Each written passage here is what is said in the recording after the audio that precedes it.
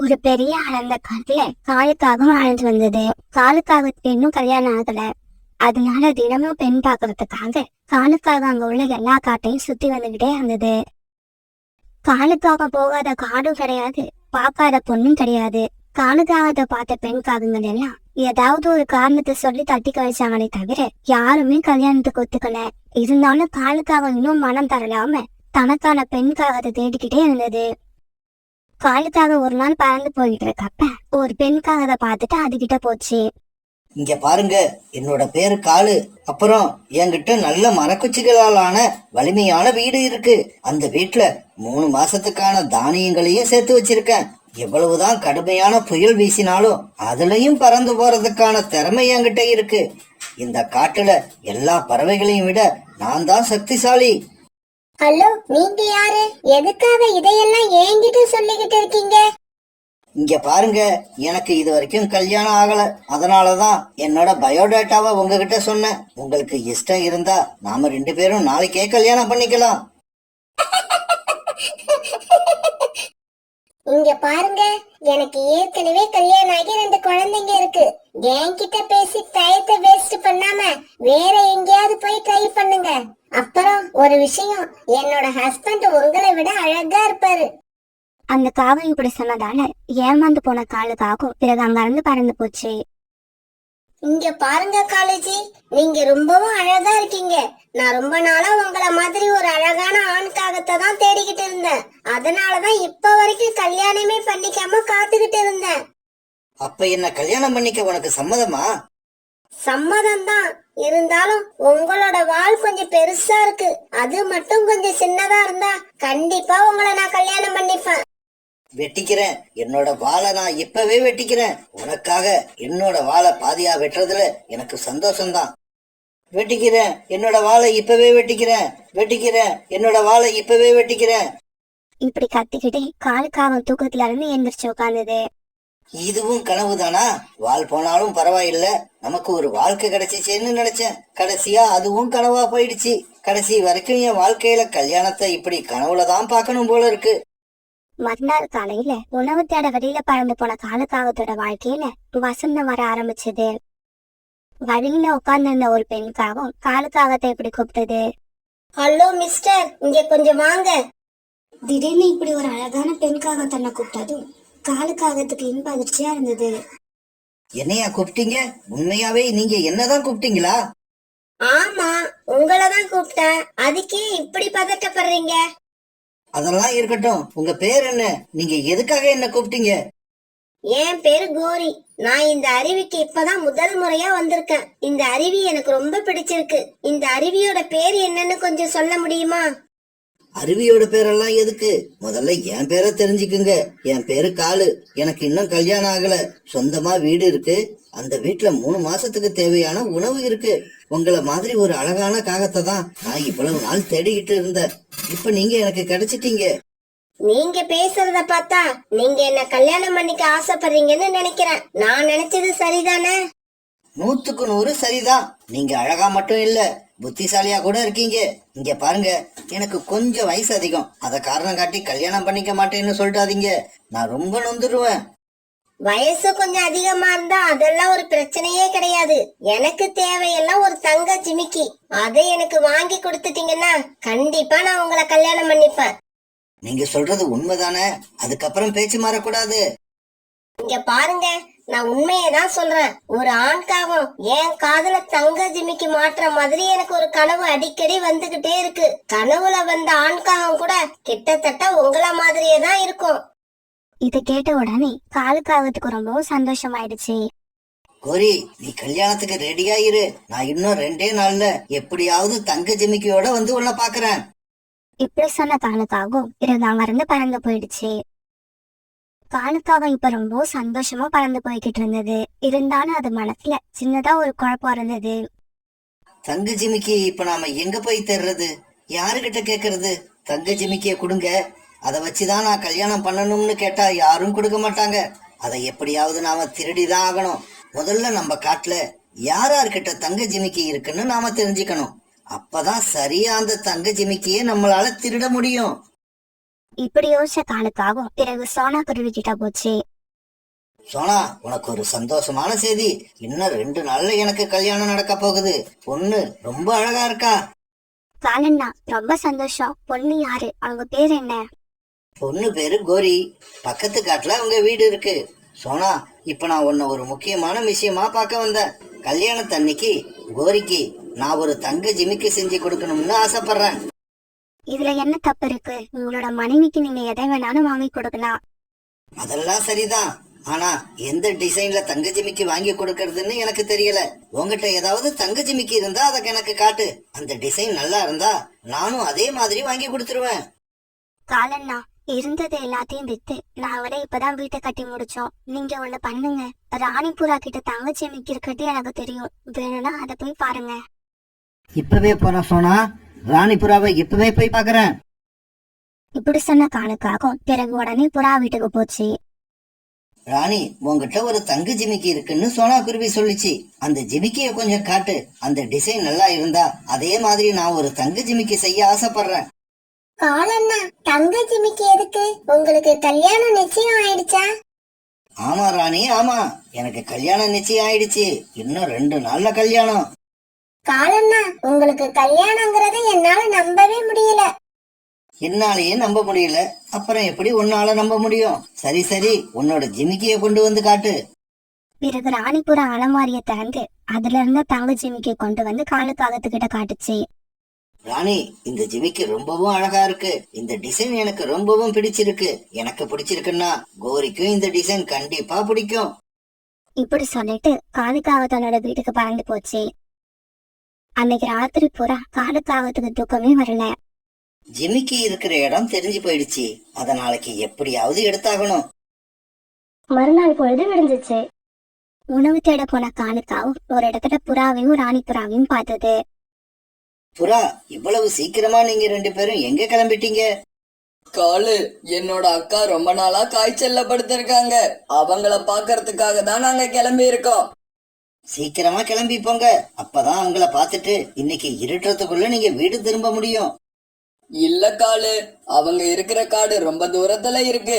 எப்படி இருந்தாலும் இன்னைக்கு ராத்திரி அவங்க வீட்டுல தங்கிட்டு நாளைக்கு காலையில தான் திரும்ப வருவோம். இப்படி சொல்லிட்டு புறாவும் ராணிபுராவும் அங்கிருந்து பறந்து போனாங்க. ராணி இப்ப அந்த ஜிமிக்கிய போட்டுக்கிட்டு போகல. அப்படின்னா என்ன அர்த்தம்? அந்த ஜிமிக்கி இப்ப புறாவோட வீட்டுலதான் இருக்கு. அதே சமயம் இன்னைக்கு ராத்திரி புறாவோட வீட்டுல யாரும் இருக்க மாட்டாங்க. இப்படி நினைச்ச காலுக்காகத்துக்கு ரொம்பவும் சந்தோஷமா இருந்தது. அன்னைக்கு ராத்திரி ஆனதும் யாருக்கும் தெரியாம காலுக்காகம் புறா வீட்டை நோக்கி பறந்து போச்சு. இப்படி புறா வீட்டுக்கு போன காலுக்காகம் மெதுவா ஜன்னல் கதவை திறந்து உள்ள போச்சு. எங்க இருக்க தங்க ஜிமிக்கியே, நீ எங்கதான் இருக்க? அந்த வீடு பூரா தேடி பார்த்த காலுக்காகும் கடைசியா அலமாரியில இருந்த தங்க ஜிமிக்கிய பாத்துருச்சு. பிறகு அந்த ஜிமிக்கிய எடுத்துக்கிட்டு தன்னோட வீட்டுக்கு பறந்து போயிடுச்சு. பிறகு தன்னுடைய வீட்டுக்கு போன காலுக்காகவும் அந்த ஜிமிக்கிய ஒரு இடத்துல மறைச்சு வச்சுட்டு தன்னுடைய கூட்டுல படுத்து நிம்மதியா தூங்க ஆரம்பிச்சது. மறுநாள் காலையிலேயே காலுக்காகவும் அந்த ஜிமிக்கிய எடுத்துக்கிட்டு கோரிக்காகத்தை போய் பார்த்தது. கோரி, உங்ககிட்ட சொன்ன மாதிரியே நான் ஜிமிக்கிய வாங்கிக்கிட்டு வந்துட்டேன். ஆனா ஒரு கண்டிஷன். நீ இதை யாருகிட்டயும் காட்டக்கூடாது. உன்னோட காதலையும் போடக்கூடாது. என்னங்க இது? இவ்வளவு அழகான ஜிமிக்கிய வாங்கிட்டு வந்து கொடுத்துட்டு இத காதுல போடக்கூடாதுன்னு சொன்னா எப்படி? நான் கல்யாணத்தன்னைக்கு இததான் போட்டுப்பேன். கோரி, எதுக்காக நான் இப்படி சொல்றேன்னா, இந்த ஜிமிக்கிய போட்டீன்னா நீ ரொம்ப அழகா இருப்ப. அதனால இந்த காட்டுல உள்ள பெண் பறவைகள் எல்லாரும் உன் மேல பொறாமப்படுவாங்க. அப்படியா காலுஜி? சரி, நீங்க சொல்றபடியே நான் செய்யறேன். ஜிமிக்கிய பத்திரமா மறைச்சு வச்சுக்கிறேன். யார்கிட்டயும் காட்ட மாட்டேன். அப்பாடா கோரி, எனக்கு இப்பதான் நிம்மதியா இருக்கு. அப்புறம் நம்ம கல்யாணத்தை என்னைக்கு வச்சுக்கலாம்? ஜிமிக்கி தான் வந்துருச்சுல்ல, நாளைக்கே நாம கல்யாணம் பண்ணிக்கலாம். மறுநாள் காலுக்காகத்துக்கும் கோரிக்காகத்துக்கும் கல்யாண ஏற்பாடுகள் எல்லாம் தடபுடலா நடந்தது. அன்னைக்கு காலுக்காகத்தோட கல்யாணத்துக்கு கிளம்பிக்கிட்டு இருந்த ராணிபுரா அலமாரியில வச்சிருந்த ஜிமிக்கிய காணாம அழ ஆரம்பிச்சது. என்னங்க, இந்த அலமாரியில நான் வச்சிருந்த என்னோட ஜிமிக்கிய காணும். ராணி, நீ என்ன சொல்ற? இது எப்படி நடந்திருக்க முடியும்? நம்ம கிட்ட ஜிமிக்கி இருக்கிறது நம்மளையும் சோனா குருவியையும் தவிர வேற யாருக்கும் தெரியாது. நம்ம ஜிமிக்கியோட டிசைன் பார்க்கறதுக்காக 2 நாளைக்கு முன்னால காலு அண்ணா நம்ம வீட்டுக்கு வந்துட்டு போச்சு. என்னது, காலு நம்ம வீட்டுக்கு வந்துச்சா? அப்பனா இது காலுவோட வேலையாதான் இருக்கும். இருந்தாலும் அத நாம எப்படி நிரூபிக்கிறது? சரி, நான் போய் எதுக்கும் காலுவ பாத்துட்டு வரேன். இப்படி சொன்ன புறா உடனே காலுக்காகவும் கல்யாணம் நடக்கிற இடத்துக்கு பறந்து போச்சு. இங்க பாரு காலு, ராணியோட ஜிமிக்கிய நீ எடுத்திருந்தா இப்பவே உண்மைய சொல்லிடு. அப்படி நீ இல்லன்னு சொல்லிட்டா எனக்கு போலீஸ்ல போய் கம்ப்ளைண்ட் பண்றதை தவிர வேற வழியே இல்ல. இங்க பாரு புறா, உன் வீட்டுக்கு நான் வந்தது உண்மை. ராணி புறா வச்சிருந்த ஜிமிக்கிய பார்த்ததும் உண்மை. இது எல்லாம் உண்மைதான். ஆனா அந்த ஜிமிக்கிய நான் எடுத்தேன்னு நீ சொல்ற பாரு, அது மட்டும்தான் உண்மை இல்ல. இவங்க இப்படி பேசிக்கிட்டு இருக்கிறத கேட்ட கோரிக்காகத்துக்கு இப்ப காலுக்காகத்து மேல சந்தேகம் வந்துருச்சு. காலுஜி, ஜிமிக்கி வாங்கி கொடுத்துட்டு அத நீங்க போட வேண்டாம்னு சொன்னதுக்கு இதுதான் அர்த்தமா? இந்த ஜிமிக்கிய நீங்க திருடிக்கிட்டு தான் வந்தீங்களா? இப்படி சொன்ன கோரிக்காகவும் எல்லாருக்கும் எதிர்க்க அந்த ஜிமிக்கியை எடுத்து காட்டிடுச்சு. இதுதான் எங்களோட ஜிமிக்கி. என்னோட மனைவி ராணிக்கு நான் ஆசையா வாங்கி கொடுத்த ஜிமிக்கி இதுதான். இப்பவே போறேன், போலீஸ அழைச்சுக்கிட்டு வந்து இந்த காலுக்காகத்தை ஜெயில தள்ளுறேன். இங்க பாரு புறா, உனக்கு தேவை ஜிமிக்கி, அது இப்ப உன்கிட்ட வந்துருச்சு. அதுக்கப்புறம் நீ எதுக்கு போலீஸ்க்கு போற? தயவு செய்து எனக்காக போலீஸ்ல போய் நீ கம்ப்ளைண்ட் கொடுக்க கூடாது. ஆமா, என்னோட ஜிமிக்கி என்கிட்ட வந்துருச்சு. அதுக்காகவே நீ சொன்னபடி நான் போலீஸ்க்கு போக மாட்டேன். இப்படி சொன்ன புறா அங்கிருந்து ஜிமிக்கி எடுத்துக்கிட்டு பறந்து போயிடுச்சு. சரி சரி, அப்புறம் ஏன் எல்லாரும் நிக்கிறீங்க? கிளம்புங்க. இந்த கல்யாணம் எப்படி இருந்தாலும் நடக்க போறது இல்ல. நமக்கு சாப்பாடும் கிடைக்க போறது இல்ல. வாங்க, சீக்கிரமா வீட்டுக்கு போய் சமைக்கிற வழிய பாப்போம். ஏன் அவசரப்படுறீங்க? எல்லாரும் இங்கேயே இருங்க. இப்ப இங்க கல்யாணமும் நடக்கும், உங்களுக்கு விருந்தும் கிடைக்கும். கோரி, நீ உண்மையதான் சொல்றியா? இவ்வளவு நடந்ததுக்கு அப்புறமும் நீ என்ன கல்யாணம் பண்ணிக்க போறியா? ஆமா காலுஜி, நீங்க அந்த ஜிமிக்கிய உங்களுக்காகவா திருநீங்க? என்ன கல்யாணம் பண்ணிக்க ஆசைப்பட்டு தானே அதை திருநீங்க. இந்த அளவுக்கு என் மேல அன்பு வச்சிருக்க உங்களை நான் ஏமாத்த விரும்பல. யாரங்க? சீக்கிரமா கெட்டி மேளத்தை கொட்டுங்க. பிறகு காலுக்காகத்துக்கும் கோரிக்காகத்துக்கும் எல்லாரோட ஆசீர்வாதத்தோட கல்யாணம் ஜோரா நடந்தது. கோரி, உன்னை கல்யாணம் பண்ணிக்கிற ஆசையில அந்த ஜிமிக்கிய நான் திருடிக்கிட்டு வந்துட்டேன். அப்படி இருந்தும் நீ என்ன வெறுக்காம கல்யாணம் பண்ணிக்கிட்ட. அதுக்காகவே இதுக்கப்புறம் என் உயிர் இருக்கிற வரைக்கும் அடுத்தவங்க பொருளை நான் திருடவே மாட்டேன். இது சத்தியம். அதுக்கப்புறம் ரொம்ப நாள் வரைக்கும் காலுக்காகவும் கோரிக்காகவும் அந்த காட்டுல ஒத்துமையாவும் சந்தோஷமாவும் வாழ்ந்து வந்தாங்க. தூரமா இருந்த ஒரு காட்டுல ராணா குருவியும் அவங்க அம்மாவும் வாழ்ந்து வந்தாங்க. ராணா வெளிநாட்டுல ஒரு கம்பெனில வேலை பார்த்து கை நிறைய சம்பாரிச்சுக்கிட்டு இருந்தது. அதே காட்டுல காலுக்காகவும் கோரிக்காகவும் வாழ்ந்து வந்தாங்க. கோரிக்காகவும் அந்த காட்டுல உள்ள பறவைங்களுக்கு எல்லாம் கல்யாண புரோக்கர் வேலை பார்த்துக்கிட்டு இருந்தது. ராணாவோட அம்மாவும் தான் பையனுக்கு கல்யாணத்துக்கு பொண்ணு பார்க்க கோரி கிட்ட சொல்லி இருந்தாங்க. பையன் வெளிநாட்டுல வேலை பாக்குறதால இந்த கல்யாணத்தை நம்ம முடிச்சு கொடுத்தா ராணாவோட அம்மா நமக்கு நிறைய கமிஷன் கொடுப்பாங்கன்ற எண்ணத்துல கோரிக்காவும் ராணாவுக்கு தீவிரமா பொண்ணு பார்த்துக்கிட்டு இருந்தது. கோரி பொண்ணு பார்க்க அழைச்சிட்டு போறப்ப சில பொண்ணுங்கள ராணாவோட அம்மாவுக்கு பிடிச்சிருக்கும், ஆனா ராணாவுக்கு பிடிச்சிருக்காது. சில பொண்ணுங்கள ராணாவுக்கு பிடிச்சிருக்கும், அவங்க அம்மாவுக்கு பிடிச்சிருக்காது. ராணாவுக்கு பொண்ணு பார்த்து அழுத்து போன கோரிக்காவும் ஒரு நாள் அவங்க அம்மா கிட்ட இப்படி பேச ஆரம்பிச்சது. ஏம்மா, நானும் ஊர்ல உள்ள எல்லா பெண்களையும் உங்களுக்கு காமிச்சிட்டேன். உங்களுக்கு பிடிச்சிருந்தா உங்க பையனுக்கு பிடிக்க மாட்டேங்குது, உங்க பையனுக்கு பிடிச்சிருந்தா உங்களுக்கு பிடிக்க மாட்டேங்குது. உங்க 2 பேருக்குமே பொண்ணு பிடிச்சிருந்தா ஜாதக பொருத்தமா அமைய மாட்டேங்குது. இப்படியே போய்கிட்டு இருந்தா உங்க பையனுக்கு இந்த ஜென்மத்துல கல்யாணம் நடக்காது. என்ன கோரி இப்படி பேசிட்ட?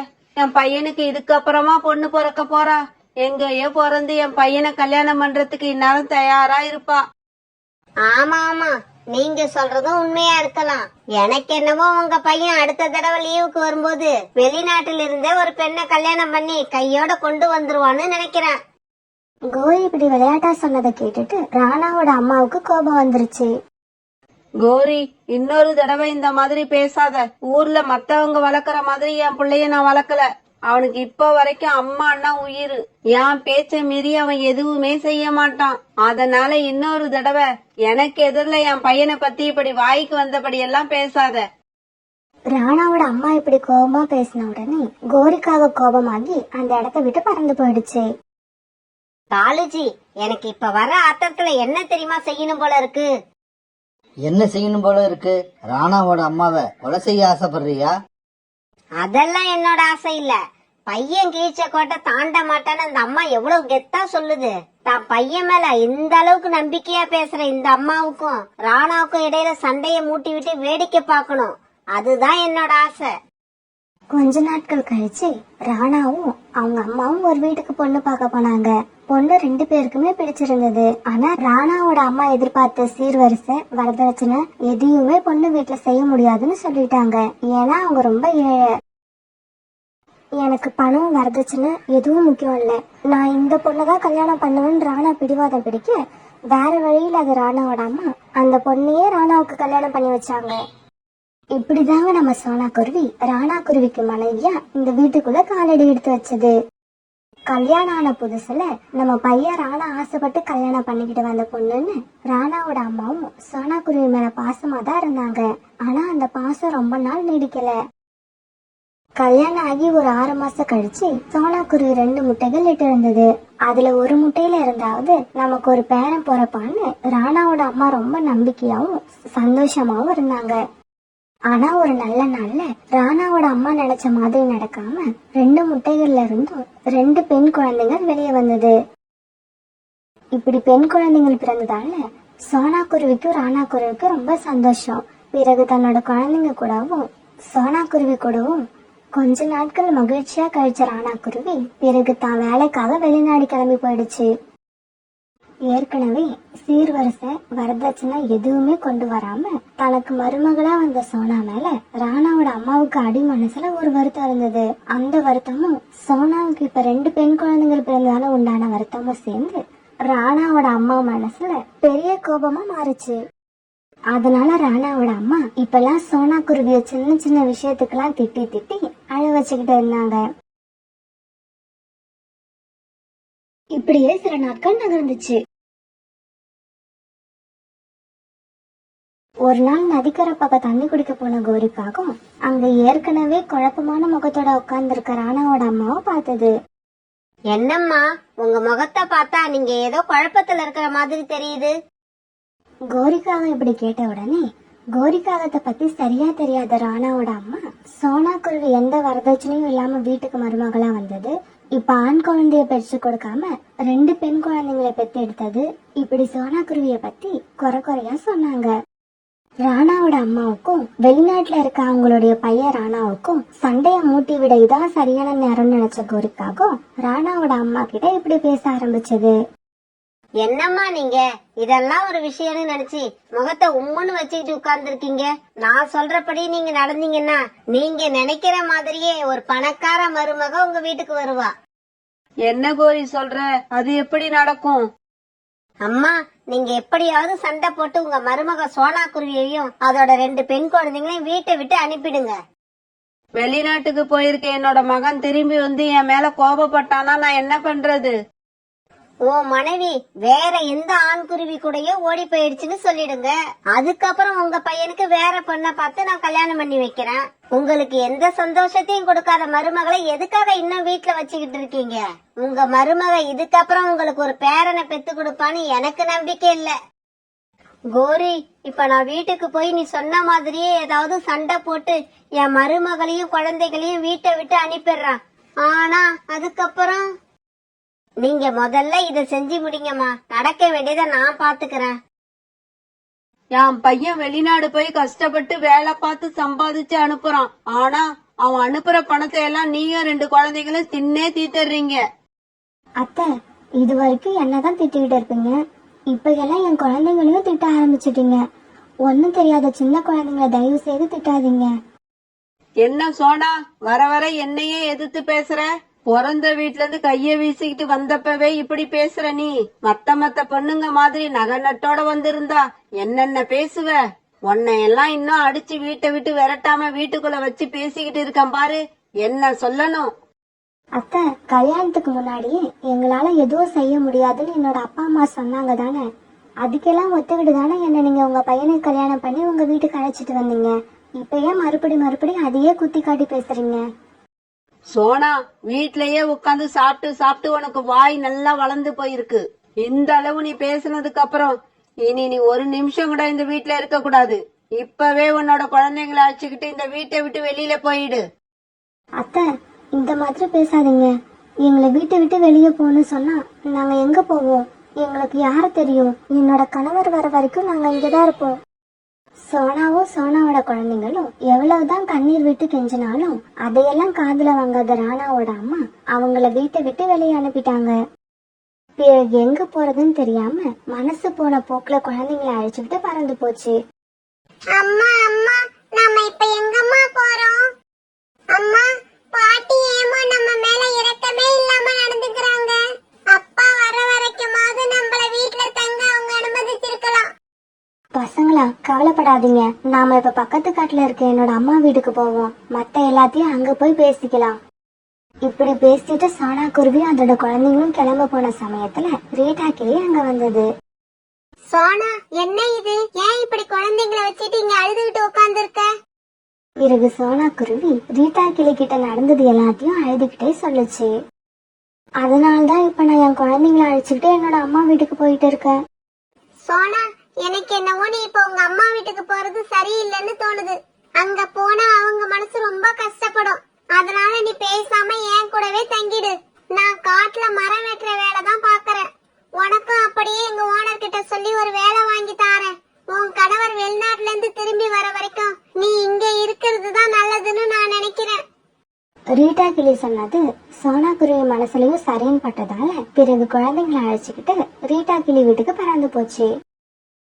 பிறகு தான் சொன்ன மாதிரி தான் வேலை செய்யற ஓனர் கிட்ட சோனா குருவி அழைச்சுக்கிட்டு போய் அதுக்கு ஒரு வேலை வாங்கி கொடுத்தது. ரீட்டா கிளி செஞ்ச இந்த உதவியால சோனாவோட வாழ்க்கை இப்ப நிம்மதியா போய்கிட்டு இருந்தது. இப்படியே சில மாசங்கள் நகர்ந்துச்சு. பிறகு ஒரு நாள் ராணா குருவி வெளிநாட்டுல இருந்து திரும்பி வர செய்தியை கேள்விப்பட்ட கோரிக்காகவும் ராணாவை சந்திக்கிறதுக்காக வேக வேகமா பறந்து போச்சு. என்னோட நீண்ட நாள் ஆசையை தீர்த்துக்க இதுதான் சரியான நேரம். இப்படி தன்னோட மனசுக்குள்ள நினைச்ச கோரிக்காகவும் ராணா குருவி கிட்ட இப்படி பேச ஆரம்பிச்சது. ராணா, நீ வெளிநாட்டுல இருந்து திரும்பி வந்துட்டியா? ஆனா பாவம், நீ வர்றதுக்குள்ள உன்னோட மனைவிய அடி அடின்னு உங்க அம்மா அடிச்சு வீட்டை விட்டு குழந்தைங்களோட வெளியில தள்ளிட்டாங்க. கோரி, நீங்க என்ன சொல்றீங்க? இப்படி நடந்திருக்க வாய்ப்பே இல்ல. ஏன்னா எங்க அம்மா அப்படிப்பட்டவங்க கிடையாது. அட, நீ வேற ராணா. உங்க அம்மா என்கிட்டயே என் மருமக பிறந்த வீட்ல இருந்து வெறுங்கையோட வந்தவன்னு நிறைய தடவை சொல்லியிருக்காங்க. அதனால பணக்கார பெண்ணா பார்த்து உனக்கு கல்யாணம் பண்ணி வைக்கணுங்கிற ஆசையில தான் சோனாவை வெளியில அனுப்பியிருப்பாங்கன்னு நினைக்கிறேன். இதையெல்லாம் கேட்ட ராணாவுக்கு தன்னோட அம்மா மேல ரொம்பவும் கோபம் வந்தது. நீங்க சொல்றது மட்டும் உண்மையா இருந்தா இப்ப வீட்டுக்கு போய் எங்க அம்மாவை நான் என்ன பண்ற பாருங்க. ராணா, இன்னொரு முக்கியமான விஷயம். சோனா குருவி மேல உனக்கு கோபம் வரணும்னு சோனா ஏதோ ஒரு ஆண் குருவி கூட ஓடி போயிடுச்சுன்னு சொன்னாலும் சொல்லுவாங்க. பிறகு ராணா குருவி கோபமா தன்னோட வீட்டுக்கு பறந்து போச்சு. அம்மா, சோனாவும் என் குழந்தைங்களும் எங்க? வந்ததும் வராதுமா. ஏன்டா இப்படி அவசரப்படுற? கொஞ்ச நேரம் நல்லா ரெஸ்ட் எடு. அப்புறம் ஏதாவது கூல்ட்ரிங்க் சாப்பிடுறியா? அம்மா, எனக்கு வேற எதுவும் வேண்டாம். முதல்ல நான் கேட்ட கேள்விக்கு பதில் சொல்லுங்க. சோனாவும் என் குழந்தைங்களும் எங்க? சொல்றேன்டா, சொல்றேன். நீ வெளிநாடு கிளம்பி போனதுக்கு அப்புறம் உன் மனைவி ஏதோ ஒரு ஆண்குருவி கூட குழந்தைங்களையும் அழைச்சுக்கிட்டு ஓடி போயிடுச்சு. அம்மா, நான் உங்க மேல ரொம்ப மதிப்பு வச்சிருந்தேன். உங்க வாயில இருந்து இந்த மாதிரியான வார்த்தைகள்லாம் வரவே கூடாது. நான் வர்ற வழியில கோரிக்காகத்தை பாத்துட்டு தான் வந்தேன். கோரி அக்கா நடந்தது எல்லாத்தையும் என்கிட்ட தெளிவா சொல்லிட்டாங்க. இப்ப அடுத்து எனக்கு கல்யாணம் பண்றதுக்காக பணக்கார பொண்ணா பாக்க போறீங்க. அதுதானே உங்க ஆசை? என்னது? வர்ற வழியில கோரிக்காகத்தை பாத்தியா? கோரி உன்கிட்ட என்ன சொன்னா? உண்மைய சொன்னாங்க. நீங்க என்னையும் சோனாவையும் பிரிக்கிறதுக்காக போட்ட கேவலமான பிளான் எல்லாத்தையும் சொல்லிட்டாங்க. இதுக்கப்புறம் நான் இந்த வீட்டுல இருக்கவே மாட்டேன். என் மனைவிய போய் தேடி கண்டுபிடிச்சு எங்கேயாவது போய் நிம்மதியா வாழ்றேன். இப்படி சொன்ன ராணா குருவி அங்கிருந்து கிளம்பி கோபமா பறந்து வெளியில போயிடுச்சு. என்னோட மனசுல இருந்த சின்ன தீய எண்ணத்தை ஊதி ஊதி பெருசாக்குறதே இந்த கோரிக்காகம் தான். ஆனா இப்ப என் பையன்கிட்ட எல்லா விஷயத்தையும் சொல்லி என் பையனை என்கிட்ட இருந்து நிரந்தரமா பிரிச்சுட்டா. மத்தவங்களோட பேச்ச கேட்டுக்கிட்டு நம்ம மேல நம்பிக்கை வச்சிருந்தவங்களுக்கு நாம துரோகம் பண்ண நினைச்சா அதோட முடிவு நாம யாரும் இல்லாத அனாதையா தான் நிக்கணும். இப்ப நான் இத நல்லா புரிஞ்சுக்கிட்டேன். பையன் வீட்டை விட்டு போன சோகத்தை தாங்க முடியாத அந்த அம்மா இப்ப மனசு விட்டு அழுதாங்க. தன்னோட மருமகளை தான் மகனை விட்டு பிரிக்கணும்னு நினைச்சாங்க. ஆனா கடைசியில அவங்களோட மகனே அவங்கள விட்டுட்டு பிரிஞ்சு போயிட்டான். பிறகு ராணா குருவி தன்னோட மனைவி சோனா குருவிய காடு பூரா தேடி பார்த்துச்சு. பிறகு ஒரு இடத்துல விளையாண்டுகிட்டு இருந்த தன்னோட குழந்தைங்களை அடையாளம் கண்டுபிடிச்சு அவங்க கிட்ட போச்சு. பியூட்டி ஸ்வீட்டி, அப்பா ஊர்ல இருந்து வந்துட்டேன், அப்பா கிட்ட வாங்க. ராணா குழந்தைங்களை பார்த்த சந்தோஷத்துல இப்படி குரல் கொடுக்க குழந்தைங்க ஓடி வந்து அப்பாவோட நெஞ்சில சாஞ்சுக்கிட்டாங்க. இத கொஞ்ச தூரத்துல மரம் வெட்டிக்கிட்டு இருந்த சோனா குருவி பார்த்துட்டு தன்னுடைய கணவர்கிட்ட போச்சு. தன் கணவரை கண்ட சோனா குருவியோட கண்ணுல இருந்து அதையும் அறியாம கண்ணீர் அருவி மாதிரி கொட்ட ஆரம்பிச்சது. சோனா, அழாம இரு, நான் வந்துட்டேன், உன்னோட ராணா வந்துட்டேன். அம்மா செஞ்ச தப்புக்கெல்லாம் நான் உன்கிட்ட மன்னிப்பு கேட்டுக்கிறேன். இதுக்கப்புறம் நாம அவங்க கூட சேர்ந்து வாழணும்னு அவசியம் இல்ல. நான் அந்த வீட்டை விட்டு வெளியே வந்துட்டேன். நாம எங்கேயாவது போய் நிம்மதியா சந்தோஷமா வாழலாம். பியூட்டியோட அப்பா, நீங்க என் மேல வச்சிருக்க அன்பு நினைக்கும் போது எனக்கு ரொம்ப சந்தோஷமா இருக்கு. இருந்தாலும் நீங்க முதல்ல உங்க அம்மாவுக்கு பையன், அப்புறம் தான் எனக்கு கணவர். நீங்க உங்க அம்மாவை இந்த வயசுல தனியா விட்டுட்டு நாம இன்னொரு வீட்டுல குடியிருந்தா நம்மளால சந்தோஷமா வாழ்க்கை நடத்த முடியுமா? மனசாட்சி உறுத்தாது? அப்ப எங்க அம்மா பண்ணுனதெல்லாம் சரின்னு சொல்றியா? இல்லங்க, நான் அப்படி சொல்ல வரல. அவங்க செஞ்சதெல்லாம் தப்புதான். இருந்தாலும் சின்ன வயசுல நீங்க செஞ்ச எத்தனையோ தவறுகளை உங்க அம்மா மன்னிச்சிருப்பாங்க. அந்த மாதிரி வயசானதுக்கு அப்புறம் அவங்க பண்ற சில தவறுகளை எல்லாம் நாம மன்னிக்க தான் செய்யணும். அவங்க கூட சேர்ந்து வாழ்ந்துதான் ஆகணும். இருந்தாலும் சொன்னா, உன்னையும் குழந்தைகளையும் இறக்கமே இல்லாம வீட்டை விட்டு வெளியே அனுப்புன. அவங்க கூட உன்னால மறுபடியும் சேர்ந்து வாழ முடியுமா? பியூட்டியோட அப்பா, நீங்க ஏன் மறுபடி அதை பத்தியே பேசிக்கிட்டு இருக்கீங்க? Past is past. நடந்தது எல்லாத்தையும் மறந்துடுவோம். நடக்க போற நல்லதை மட்டுமே நினைப்போம். இப்படி சொன்னா பிறகு ராணாவையும் தன்னோட குழந்தைங்களையும் அழைச்சுக்கிட்டு தன்னோட வீட்டுக்கே வந்தது. இவங்க எல்லாரையும் பார்த்த ராணாவோட அம்மா மறுபடியும் அழ ஆரம்பிச்சாங்க. அத்தை, பாத்தீங்களா, நீங்க என்னையும் என் குழந்தைங்களையும் வெளியே அனுப்புனீங்க. ஆனா நான் உங்க பையனை மறுபடியும் இந்த வீட்டுக்குள்ள அழைச்சிட்டு வந்திருக்கேன். இதையெல்லாம் ஏன் தெரியுமா? நான் உங்களை அத்தையாவே நினைக்கல, என்னோட அம்மாவை தான் நினைக்கிறேன். இப்படி சொன்னா குருவிய ராணாவோட அம்மா நெஞ்சோட அழைச்சிக்க அந்த வீட்டுல சந்தோஷமும் மகிழ்ச்சியும் களக்கட்ட ஆரம்பிச்சது. இப்ப இந்த குடும்பத்துல உண்டான மகிழ்ச்சியையும் சந்தோஷத்தையும் எத்தனை கோரிக்காகங்கள் வந்தாலும் கெடுக்கவே முடியாது.